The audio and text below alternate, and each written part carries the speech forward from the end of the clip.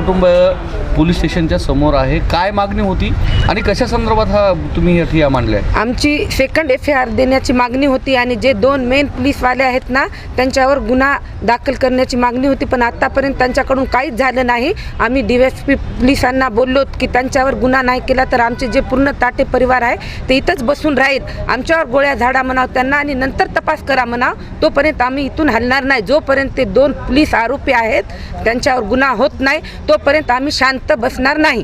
काय पोलिसांचं काय म्हणणं आलं या प्रकरणासंदर्भात? तपास चालू आहे म्हणाले, वरिष्ठाकडे गेलेली आहे फाईल आणि तपास चालू आहे, पण किती दिवस तपास करणार आहेत त्यांनी? आज माझा मुलगा जाऊन 15 दिवस झालेत. एक दिवस कसा चाललाय ते आम्हाला माहिती, त्यांना काय माहिती? जे त्यांचं कोणी गेलं असतं तेव्हा त्यांना कळालं असतं ना. गोरगरीब जनतेचे त्यांना काहीच महत्त्व राहिलं नाही. मेन त्यांची ड्युटी आणि त्यांचं पोझिशन आणि त्यांचे जे काही आहे ते त्यांनीच मेन आहेत, पण आम जनतेकडं काहीच लक्ष नाही. Second FIR